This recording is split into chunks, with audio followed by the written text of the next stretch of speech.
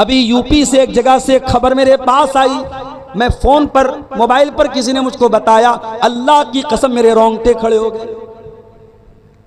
70 साल की बूढ़ी मां शुगर की मरीजा थी, एक ही बेटा और बहू घर में रहते थे। 70 साल की बूढ़ी मां घर में जगह जगह पेशाब कर देती थी। बेटा अपनी बूढ़ी मां को डांटता था, बहू भी डांटती थी, फटकारती थी, क्यों तुम इधर उधर पेशाब कर दे रही हो। मां ने कहा, बेटा याद कर अपना बचपन, तू भी तो जगह जगह पेशाब कर दिया करता था और मैं पोछा लेकर के तेरे पेशाब को साफ कर दिया करती थी। तू दिन भर में 25 मरतबा कपड़े में पेशाब करता था, मैं 25 मरतबा तेरे कपड़े को चेंज कर देती थी। पहले के जमाने में तो डाइपर वगैरह भी नहीं था। अब तो माशाल्लाह नए दौर की औरतें हैं, डाइपर है, वाइप्स है, फलाना है, ढकाना है, तो बहुत आसानी है। उस बूढ़ी मां को जो जगह जगह पेशाब करती थी, उसके अपने बेटे ने और बहू ने इतना मारा, उस मोहल्ले के एक आदमी ने देखा उस बूढ़ी औरत को गठरी की तरह पड़े हुए कमरे में। उस बूढ़ी औरत की लाश मिली है और लाश ऐसी तरीके से मिली है कि चेहरे पर मारने के निशानात भी हैं, चोट के निशानात भी हैं। और पुलिस को और मोहल्ले वालों को पूरा डाउट है कि उसी बेटे और बहू ने मिलकर के अपनी मां को मारा है। ये हालात हैं आज। इंसान इतना क्रूर हो चुका है, इतना कठोर हो चुका है, इतना सख्त दिल हो चुका है। ववस्सैनल इंसान बिवालिदैहि, ऐ इंसान तू अपने माता पिता के साथ अच्छा सलूक कर। हमलत उम्मुहु कुरहा हमलत उम्मुहु वहनन अला वहनिन, तेरी मां ने तकलीफ दर तकलीफ से तुझको अपने पेट में रखा है। कुरान के 26वें पारे में अल्लाह ने फरमाया, ववस्सैनल इंसाना बिवालिदैहि इहसाना, हमने इंसान को हुक्म दिया अपने माता पिता के साथ तू अच्छा सलूक कर। हमलतु उम्मुहु कुरहा व वज़अतहु कुरहा, तेरी माँ ने बड़ी तकलीफ से तुझको पेट में रखा था और बड़ी तकलीफें झेल करके तुझको जन्म दिया था।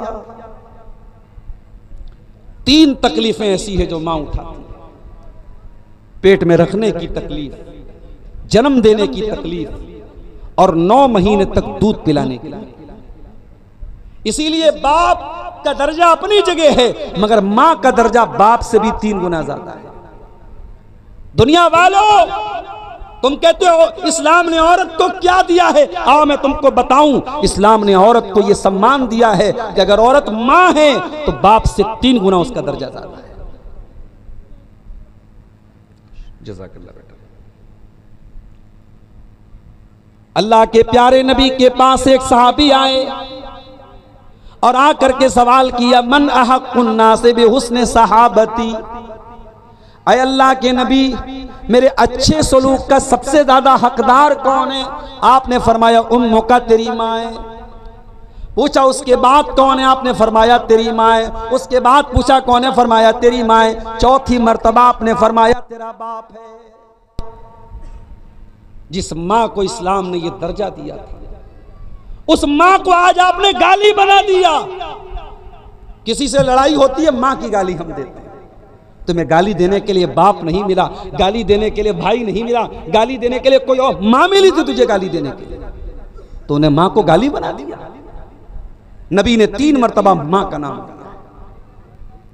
एक सहाबी अल्लाह के नबी के पास आए और कहा, अल्लाह के नबी मैं जिहाद में जाना चाहता हूं, आपके साथ जंग में जाना चाहता हूं।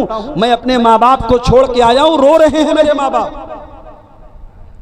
आपने फरमाया, ऐ मेरे सहाबी जाओ और अपने माँ बाप को हंसा करके आओ जैसे तुम रुला करके आए हो। माँ बाप को रुलाने की तुमको इजाजत नहीं है, उन्होंने हमेशा तुम्हें हंसाया है, उनकी वजह से तुम्हारे लब पर मुस्कुराहट आई है, लिहाजा तुम्हारी वजह से उनकी आंखों में आंसू नहीं आने चाहिए। जाओ अपने माँ बाप को तुम हंसा करके आओ। औरत अगर माँ है उसका ये दर्जा है।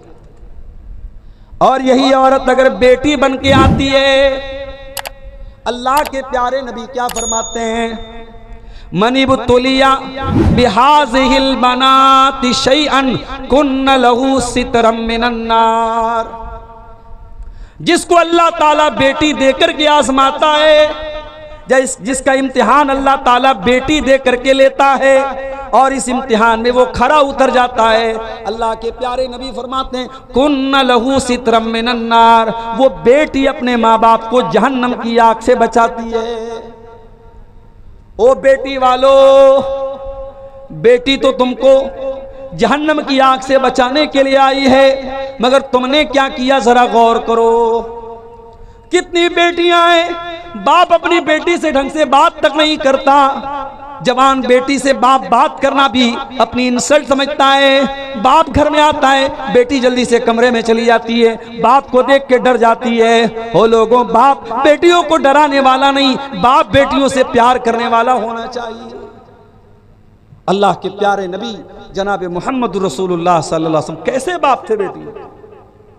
हजरत आयशा फरमाती हैं, बुखारी की रिवायत है, जब हजरत फातिमा आती थी, नबी की बेटी जब आती थी, अल्लाह के प्यारे नबी अपनी बेटी का वेलकम करते थे, स्वागत करते थे, खड़े हो जाते थे और कहते थे मरहबम बिबनती, ऐ मेरी बेटी तेरा आना मुबारक हो। और आप अपनी बेटी का हाथ पकड़ के चूम लेते थे और अपनी सीट पर अपने बगल में अपने बाजू में अपनी बेटी को बिठाते थे। बेटी अगर है औरत तो प्यार और सम्मान के लायक है। हमारे यहां तो साहब कहते बेटी पराया धन होती है, ये होगी किसी के यहां कहावत। हमारे यहां बेटी कभी पराई नहीं होती है, माफ कीजिए। इस्लाम में बेटी कभी पराई नहीं है। ससुराल चली गई है, किसी की बीवी बन चुकी है, किसी की मां बन चुकी है, मगर मां बाप से उसका रिश्ता कभी नहीं टूटता है। और मैयारपुर वालों, तुम बेटियों को जहेज देते हो, काश कि तुमने जहेज बन करके बेटियों को वरासत में उनका हक दिया हो। जाओ बिहार और कटिहार के किसी भी आलिम से सवाल करके पूछो कि भाई अपनी बहन का हक दिए बगैर और बाप अपनी बेटी को जायदाद में वरासत में उसके हक से महरूम करके अगर हज करने जा रहा है, उम्रा करने जा रहा है, क्या उसका उम्रा कबूल होगा अल्लाह ताला के? जाओ फतवा पूछ लो। ये कोई ऑप्शनल चीज नहीं है कि चाहो तो अमल कर लो। अल्लाह ने कुरान में जब वरासत बयान की, फरमाया वतिल्का हुदूदुल्लाह, ऐ मेरे बंदो, हम जो वरासत का मसला बता रहे हैं, बेटी का इतना है, बेटे का इतना है, शौहर का इतना है, बीवी का इतना है, बाप का इतना है, माँ का इतना है, हम ये जो मसला बयान कर रहे हैं, ऐ दुनिया वालों कान खोल करके सुन लो, वतिल्का हुदूदुल्लाह, ये अल्लाह की बनाई हुई बॉर्डर है, ये अल्लाह की बनाई हुई हद है। इंडिया की बांग्लादेश की बॉर्डर करीब है आपके यहां से, बांग्लादेश की बॉर्डर और नेपाल की बॉर्डर करीब है आपके यहां से। अगर बॉर्डर पर बीएसएफ के जवान बैठे हैं, अगर इल्लीगल तरीके से कोई बॉर्डर क्रॉस करता है, फौरन सिपाही एक्शन लेते हैं। इल्लीगल तरीके से किसी को किसी दूसरे देश की सरहद में जाने की इजाजत नहीं है। अल्लाह कह रहा है वरासत का जो कानून हमने दिया है, ये अल्लाह की बनाई हुई बॉर्डर है, ये अल्लाह की बनाई हुई हद है, ये अल्लाह की बनाई हुई लिमिट है। इसको क्रॉस करोगे तो तुम इल्लीगल माने जाओगे। बाप के मरने के बाद भी बाप की वरासत में बेटी का हक है। हाँ, बेटे का आधा मिलेगा उसको, क्योंकि बेटा कमाता है, बेटा अपनी माँ को भी खर्चा देता है, बीवी को भी खर्चा देता है, बेटे की जिम्मेदारी रहता है, बेटे को डबल मिलेगा, मगर बेटे का आधा बेटी को भी मिलेगा, भाई का आधा बहन को भी मिलेगा। ये अल्लाह का बनाया हुआ कानून। इस्लाम में बेटी पराया धन नहीं होती है, माफ कीजिए। यही औरत जब बीवी बनती है, कभी आपने गौर किया निकाह का ये बंधन कितना मजबूत होता है? शौहर और बीवी के दरमियान निकाह के बाद कोई पर्दा नहीं है। जब तक शादी नहीं हुई थी एक दूसरे को देखना भी जायज नहीं था। जब तक शादी नहीं हुई थी औरत के बदन को टच करना भी हराम था। जब तक शादी नहीं हुई थी औरत के बदन को देखना भी हराम था, और आज निकाह हो गया, सर से पैर तक वो औरत हलाल हो गई। ये निकाह की बरकत है। और इस निकाह में अल्लाह का नाम लेकर खुतबा निकाह पढ़ के काजी साहब हिजाब कबूल कराते हैं, मौलवी साहब निकाह पढ़ाते हैं, अल्लाह का कलाम पढ़ के दुल्हा से कहते हैं कि मैं तेरा निकाह फला के साथ कर रहा हूं। अल्लाह का कलाम पढ़ करके ये निकाह किया जाता है। इसीलिए अल्लाह के प्यारे नबी ने अपने आखिरी खुतबे में हज्जतुल वदा के मौके पर अरफात के मैदान में 1.25 लाख सहाबा को खिताब करके फरमाया था, इत्तकुल्लाह फिन्निसा, ऐ लोगो तुम औरतों के बारे में अल्लाह से डरते रहना। फ़इन्नकुम अक़स्तुमुहुन्ना बिअमानिल्लाह, क्योंकि तुमने जब निकाह किया तो उनको अल्लाह की पनाह में लिया है। वस्तहललतुम फुरूजहुन्ना बिकलिमतिल्लाह, और तुमने अल्लाह का कलाम पढ़ करके अल्लाह का नाम लेकर के उनकी शर्मगाहों को हलाल किया है। कल तक वो हराम थी, निकाह के जरिए तुम्हारे लिए हलाल है। और जब ये औरत बीवी बन के आती है, अल्लाह की कसम, गर्लफ्रेंड बॉयफ्रेंड के रिश्ते बहुत चल रहे हैं समाज में, हराम रिश्ते बहुत चल रहे हैं समाज में, मगर जो गलत है वो गलत ही रहेगा और जो सही है वो सही ही रहेगा। शौहर और बीवी का जो रिश्ता है, जो हलाल रिश्ता है, अल्लाह की कसम उसमें सुकून है, हराम रिश्तों में सुकून नहीं है। और यही वजह है कि आज गर्लफ्रेंड बॉयफ्रेंड को धोखा देके भाग जाती है। ये बर्गर और पिज्जा खाने वाली कौम जब हर चीज में फास्ट काम करने लगी, शॉर्टकट तलाश करने लगी, तो रिश्तों में भी शॉर्टकट तलाश किया जाने लगा। शौहर से मन भर गया तो शौहर को बीवी छोड़ के भाग रही है, बीवी से मन भर गया शौहर छोड़ के भाग रहा है। गर्लफ्रेंड बॉयफ्रेंड का रिश्ता बना, कुछ दिनों तक फायदा उठाया, फिर वो उसके रास्ते वो उसके रास्ते।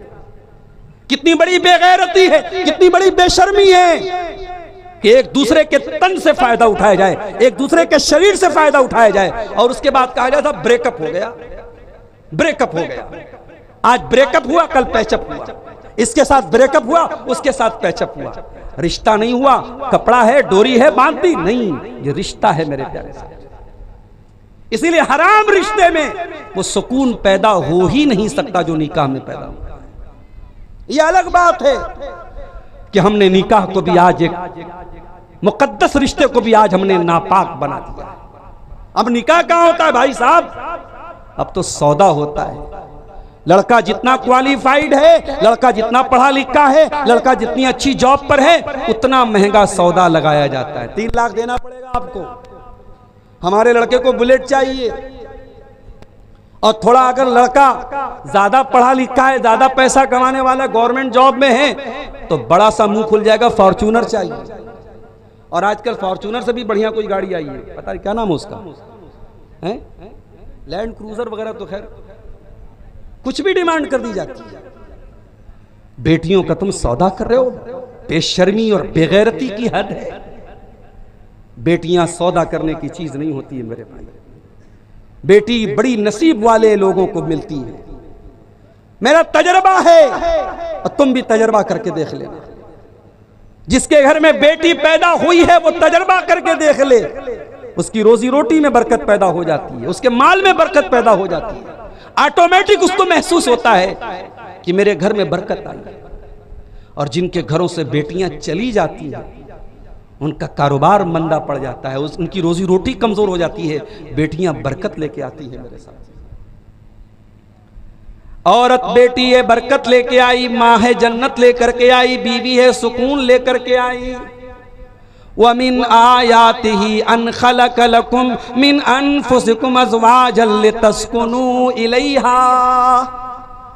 मेरे बंधु, अल्लाह की बहुत बड़ी निशानी ये भी है कि उसने तुम्हारे जोड़े बनाए, तुम्हारी पत्नियों को बनाया, तुम्हारी बीवियों को बनाया।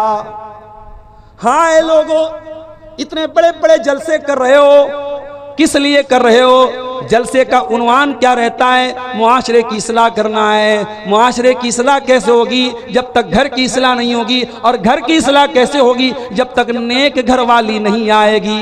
इसीलिए अल्लाह के प्यारे नबी फरमाते हैं तुन कहुल मरातो ले अरबईन, जब औरत का निकाह होता है 4 चीजें औरत के अंदर लोग देखते हैं। ले मालिहा, पैसा देखते हैं, वले जमालिया, खूबसूरती देखते हैं, वले हसब या खानदान देखते हैं, वले दीनहा, और कुछ लोग दीनदारी देखते हैं। आपने फरमाया फजफर बिज़ातिद्दीन, तुम दीनदार औरत को अपने घर में लेके आ जाओ, तुम कामयाब हो जाओगे। ओ लोगो, दीनदार औरत को लेके आ जाओ, वो तुम्हारी सिगरेट छुड़वा देगी, वो तुम्हारा रजनीगंधा छुड़वा देगी, वो तुम्हारा सूद और ब्याज छुड़वा देगी। तुम नेक औरत को लेके तो आओ अपने घर में। तुम तो नेक कहाँ लाते हो? तुम तो खूबसूरत लाते हो, तुम तो अपनी बरादरी की लाते हो, अपने खानदान की लाते हो, तुम दीनदारी को नहीं दे आते। औरत सुकून लेके आती है मेरे साथ। अच्छा, एक औरत है जिससे आपका कोई रिश्ता नहीं, जलसे में आप गए, वहां आपकी मां भी है, बहन भी है, बेटी भी है। मां का सम्मान करना है, बहन को इज्जत देना है, बेटी को इज्जत देना है। एक चौथी औरत आई, कोई रिश्ता नहीं है मेरा उसके साथ, मैं दूसरे गांव से आया हूं, वो मैयारपुर की लड़की है, मैयारपुर की औरत है, मेरा उससे कोई रिश्ता नहीं है।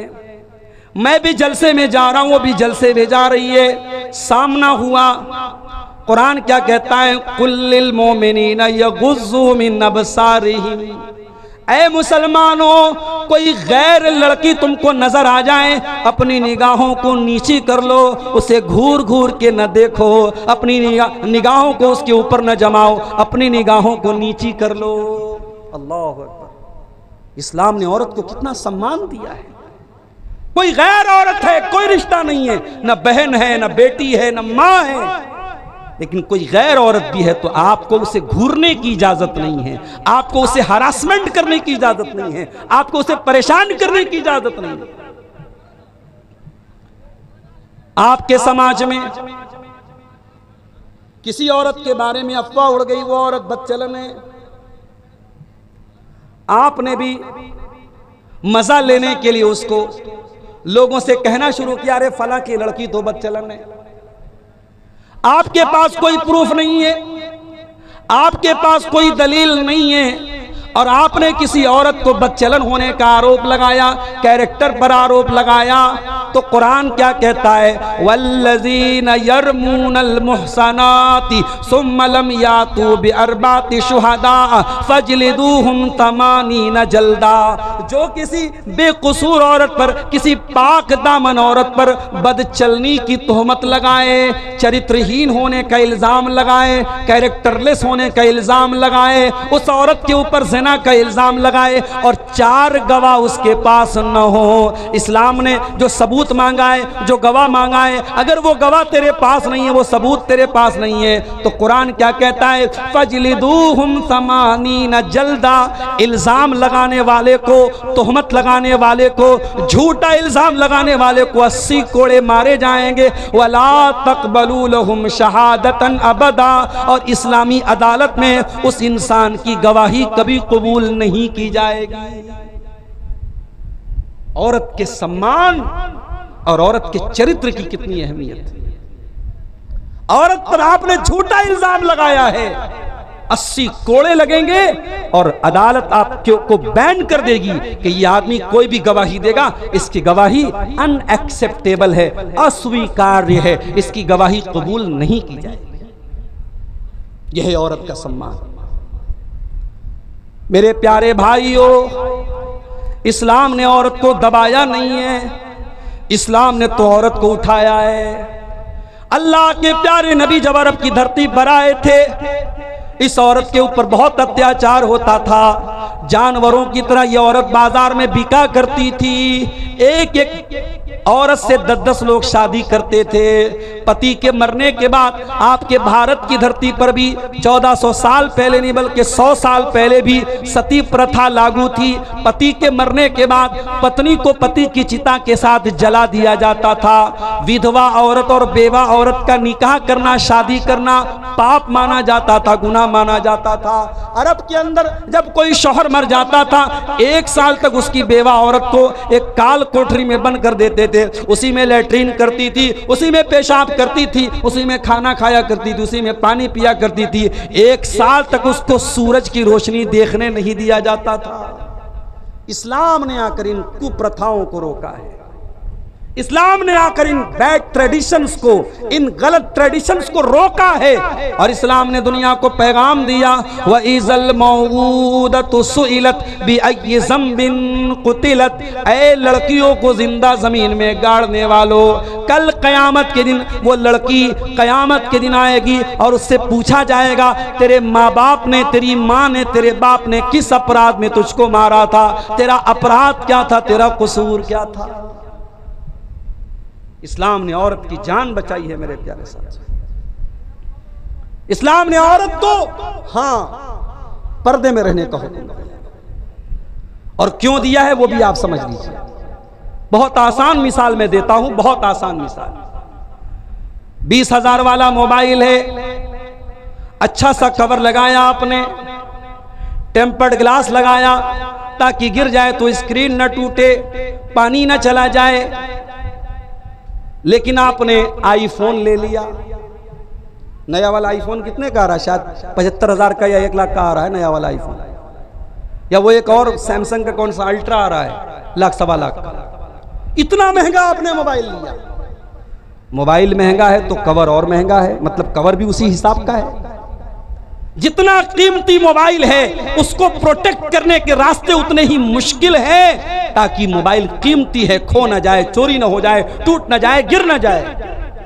मेरी प्यारी माँ बहनों, इस्लाम आपको दुनिया की सबसे कीमती दौलत करार देता है। अल्लाह के प्यारे नबी फरमाते हैं, अद्दुनिया कुल्लुहा मताउन व खैरु मताइ दुनिया अल मरअतु सालिहा। है और तो तुम दुनिया की सबसे कीमती दौलत हो, और जब तुम सबसे कीमती दौलत हो तो कुरान कहता है तुम्हें पर्दे में रहना चाहिए। या अय्युहन नबी कुल अज़वाजिका व बनातिका व निसाइल मुमिनीन। ऐ नबी अपनी बीवियों से भी कह दीजिए, अपनी बेटियों से भी कह दीजिए, और तमाम मुसलमान औरतों से कह दीजिए युदनीना अलैहिन्ना मिन जलाबीबिहिन्ना, कि जब वो अपने घर से निकलें तो चादर में निकलें, पर्दे में निकलें, नकाब में निकलें, अपने आप को एक्सपोज न करें, अपने हुस्न की नुमाइश न करें, अपनी खूबसूरती का प्रचार न करें, छुप करके निकलें, पर्दे में निकलें। ज़ालिका अदना अन युरफ़ना फला यूज़ैन, ताकि दुनिया समझ जाए ये शरीफ घर की लड़कियां हैं, ये मुसलमान लड़कियां हैं, ये नेक घराने की लड़कियां हैं, और किसी को छेड़ने की हिम्मत न हो सके। इस्लाम ने अगर औरत को पर्दे का हुक्म दिया है तो औरत की सुरक्षा के लिए दिया है, औरत को बचाने के लिए दिया है। मेरे प्यारे साथी, इस्लाम तो वो दीन है, ज़िनाकारी को इस्लाम हराम करार देता है, और हराम ही करार नहीं देता बल्कि अल्लाह फरमाता है वला तक़रबु ज़िना, तुम ज़िना के करीब भी न जाना। इस्लाम ने जब ज़िना से रोका है तो ज़िना से करीब लेके जाने वाली तमाम चीज़ों को बैन कर दिया इस्लाम ने। औरत अकेले ट्रैवल करेगी, सफ़र करेगी, उसकी जान को, उसकी आबरू को खतरा होगा। इस्लाम कहता है ला तुसाफिरुल मरअतु इल्ला व मअहा मुहरिम, औरत बगैर मुहरिम के सफ़र न करे, उसका कोई महरम होना चाहिए, बाप हो, शौहर हो, बीवी, बेटा हो, भाई हो, भांजा हो, भतीजा हो, कोई भी महरम होना चाहिए। कोई औरत अकेले में किसी गैर मर्द के साथ नहीं मिलेगी। फरमाया ला यखलुवन्न रजुलुम बि इम्रातिन इल्ला वसालिसुहुम शैतान, कोई मर्द किसी औरत के साथ अकेले में न जाए। जवान बेटियों को हाफिज जी के पास पढ़ने भेजते हो, ये जायज़ नहीं है, माफ़ करना।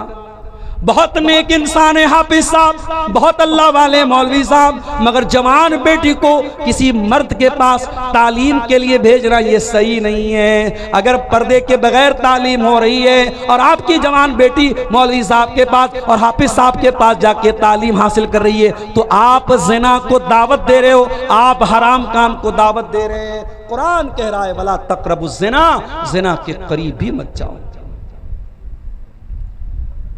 मस्जिद में औरत नमाज पढ़ने आ सकती है। नबी के दौर में भी औरतें आती थीं। एक सहाबी जिनका नाम अम्र बिन सलमा था, अपने कबीले में वही इकलौते थे जिनको कुरान याद था और 6 साल के बच्चे थे वो। जब उनकी कौम के लोग ईमान लाए और नबी अकरम ने हुक्म दिया कि जाओ अपनी कौम को तुम लोग नमाज पढ़ो और तुम में से कोई आदमी इमाम बन जाए, जिसको कुरान ज़्यादा याद हो उसको इमाम बना दो। अम्र बिन सलमा के कबीले के लोगों ने गौर किया, पूरे कबीले में सबसे ज्यादा कुरान अगर किसी को याद था 6 साल के बच्चे को याद था, बच्चे का नाम अम्र बिन सलमा था। लोगों ने इमाम बना दिया। अम्र बिन सलमा कहते हैं मेरे पास एक ही कपड़ा था, एक ही चादर थी, वही मेरी लुंगी थी, वही मेरा कुर्ता था, एक ही चादर पहनता था मैं, उसको पहन करके मैं नमाज पढ़ाने लगा। जब मैं रुकू में जाता था तो मेरी सुरीन नजर आ जाती थी, मेरी पीछे की शर्मगाह नजर आ जाती थी। औरतों ने कंप्लेंट की शिकायत की, कहा कि अरे कम से कम अपने इमाम की शर्मगाह तो ढांप दो, अपने इमाम की पीछे की शर्मगाह तो कवर कर दो, इतना कपड़ा तो लाके उसको दे दो। हजरत अम्र बिन सलमा कहते हैं मेरी कौम के लोगों ने मुझे चादर लाके दी, उतनी खुशी मुझे हुई कि उससे ज्यादा मुझे खुशी कभी नहीं हुई थी। पता ये चला कि नबी के दौर में औरतें मस्जिद में आती थी, उनका इंतजाम होता था। आज सीमांचल में इतना बड़ा बेल्ट है अहले हदीसों का, जाके सर्वे कर लीजिए, जितनी मस्जिदों में जुमा की नमाज होती है जाइए और सर्वे कीजिए, कितनी जुमा की जामा मस्जिदों में जहां जुमा की नमाज होती है, कितनी जामा मसाजिद में औरतों की नमाज का इंतजाम है, जाइए पता कर। मेरा एक अंदाजा है कि शायद अगर 100 मस्जिदें होंगी जहां जुमा हो रहा है तो 90 मस्जिदों में औरतों का इंतजाम नहीं है। माफ कीजिए, सीमांचल की बात कर रहा हूं। आपकी औरतें साल में एक बार जलसा हो रहा है और माफ कीजिएगा आप यहां जलसा कम और मेला ज्यादा होता है। हम लोग जलसे में आते हैं, अपनी क़यामगाह से स्टेज तक आने में ही हम सारा मंजर देख लेते हैं। रास्ते में कौन तकरीर सुनने आया है, कौन मोबाइल पर कहां लगा हुआ है, कौन किसको देख रहा है, कौन किसको इशारा कर रहा है, कौन किसको देख के मुस्कुरा रहा है, हम लोग भी बड़ी दूर की नजर रखते हैं। मेरे प्यारे साथी, आप गौर कीजिए कि आपकी औरतें और लड़कियां साल में एक जलसे में आ रही हैं और आप ये एक्सपेक्ट करते हैं, ये उम्मीद करते हैं कि वो दीन सीख लेंगी। नहीं मेरे प्यारे साथी, आपको जुमा की नमाज में भी औरतों का इंतजाम करना पड़ेगा। और आप ये मत कहिएगा हम बहुत गरीब लोग हैं, नहीं आप गरीब लोग नहीं हैं। आपकी शादियां देख के नहीं लगता है कि आप गरीब हैं।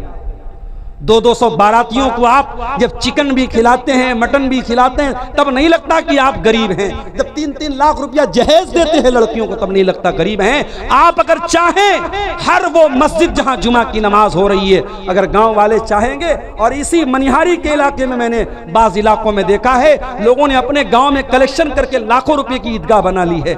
आप चाहेंगे हर मस्जिद में जहां जुमा की नमाज हो रही है औरतों का इंतजाम हो सकता है। और आज के इस दौर में बहुत जरूरी है मेरे साथियों औरतों का इंतजाम। लेकिन अगर जुमा की नमाज में औरत जुमा की नमाज पढ़ने आ रही है तो मेरी प्यारी माँ बहनों कान खोल करके सुन लो, अल्लाह के प्यारे नबी फरमाते हैं अगर कोई औरत खुशबू लगा करके मस्जिद में आती है, नमाज पढ़ने आ रही है, जुमा पढ़ने आ रही है, तरावी पढ़ने आ रही है, अगर वो खुशबू लगा करके मस्जिद में आती है तो 40 दिन तक उसकी नमाज कबूल नहीं होगी।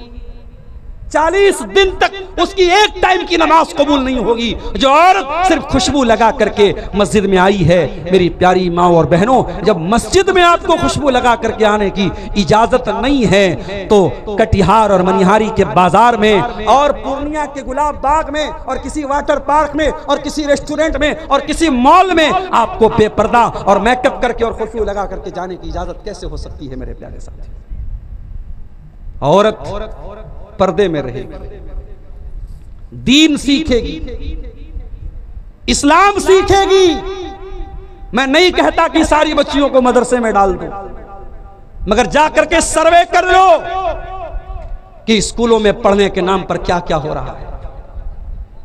आज हमारी कौम की बच्चियां इंग्लिश मीडियम स्कूल में पढ़ रही हैं। स्कूल का एनुअल फंक्शन हुआ, स्कूल वालों ने कहा आपकी बेटी डांस बहुत अच्छा करती है, हम चाहते हैं हमारे एनुअल फंक्शन में आपकी लड़की डांस करे। मां ने शौहर से कहा, बीवी ने शौहर से कहा हमारी बिटिया बड़ा अच्छा डांस करती है, स्कूल वालों ने खुद से नाम दिया है, चलो डांस करवाते हैं। स्कूल का फंक्शन हुआ, स्टेज पर आपकी जवान लड़की नाच रही है और आप वीडियो बना रहे हैं और फख्र से अपने स्टेटस पे लगाए हैं, माई डॉटर इज डांसिंग, मेरी बेटी डांस कर रही है।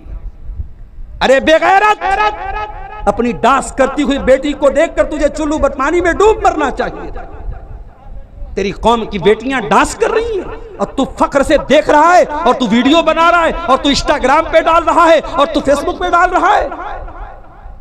और माफ करना, ये काम अभी तक तो इंग्लिश मीडियम स्कूल वाले करते थे, अब मदरसे वाले कहां पीछे रहेंगे। अब मदरसों में भी ये काम हो रहा है, बड़ी बड़ी बच्चियों को स्टेज पे लाया जा रहा है और डांस तो नहीं है, एक्शन हो रहा है, एक्शन।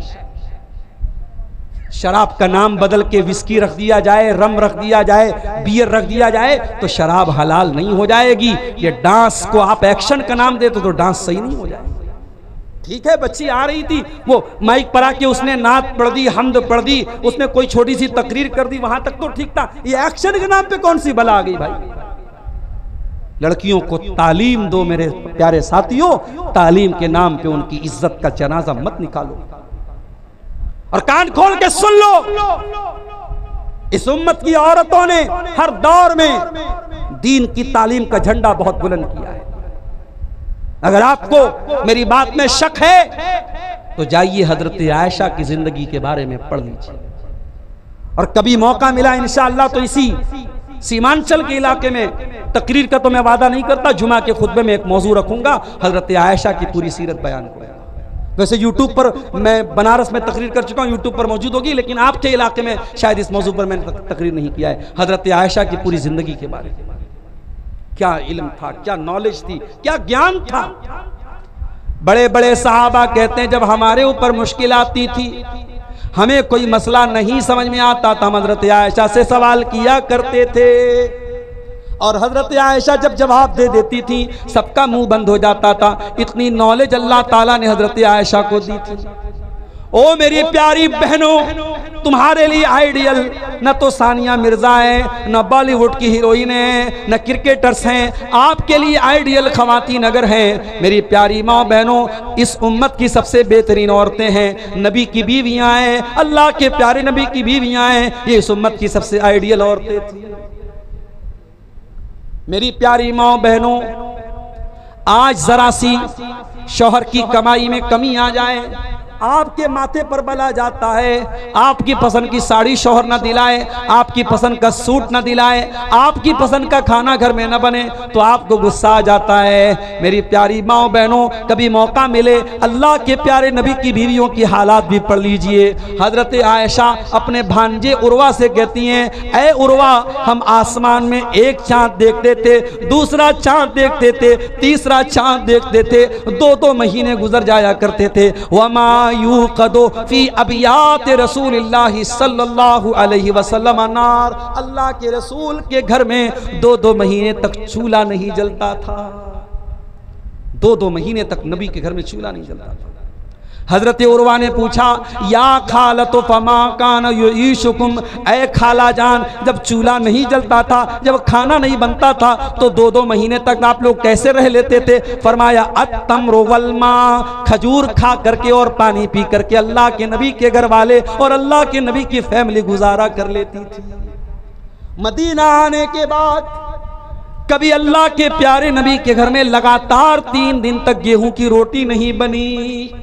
ये लाइफ स्टाइल था अल्लाह के नबी की बीवियों का। मेरी प्यारी माँ बहनों, अगर ऐसी जिंदगी आपको गुजारने दे दी जाए, आप तो एक हफ्ता नहीं रह पाएंगी। नबी की बीवियों ने सारी जिंदगी नबी के साथ गुजारा किया, कभी लब पर कोई शिकवा न लाई, कभी जुबान पर कोई शिकायत नहीं लाई। एक मर्तबा,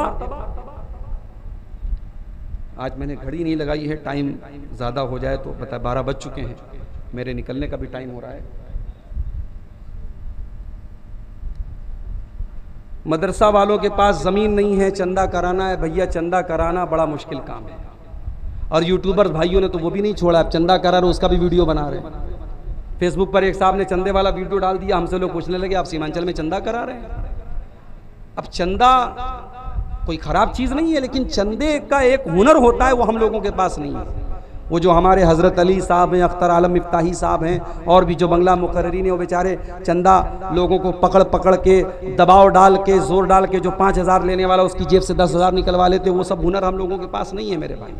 हम जुबान से कह सकते हैं, टाइम हमारे पास कम है। मैं तकरीर के आखिरी पॉइंट पर हूँ, 5 मिनट आपके सामने रुकूंगा तकरीर ख़त्म करके। आपको जो चंदा देना हो, अगर आप मोहब्बत रखते हैं मदरसे से, दीन से, उलमा से, और आप चाहते हैं कि कौम की बच्चियाँ एक अच्छे इदारे में पढ़ें, आप आइए और अपना चंदा यहाँ लिखवाइए, दे के जाइए। मैं सबके लिए दुआ करता हूँ, अल्लाह सबके चंदे को कबूल फरमाए। आखिरी बात रख रहा हूँ, 12 क्रॉस हो रहा है। मैं बात ये कर रहा था औरत की तालीम के बारे में, हजरत आयशा के बारे में मैं बात कर रहा हूं। हजरत आयशा, बाप बीमार है, हजरत अबू बकर सिद्दीक बाप से मिलने के लिए, बड़े गौर से सुनना मैयारपुर वालों, हजरत आयशा अपने अब्बा जान अबू बकर सिद्दीक से मिलने के लिए गई। अब हजरत अबू बकर का आखिरी टाइम है। जब बाप ने बेटी को देखा, बेटी कोई मामूली बेटी तो नहीं है, नबी की सबसे प्यारी बीवी है। हजरत अबू बकर ने पूछा, ऐ बेटी ये बता कि जब अल्लाह के नबी का इंतकाल हुआ था तो आपको कितने कपड़ों में कफनाया गया था?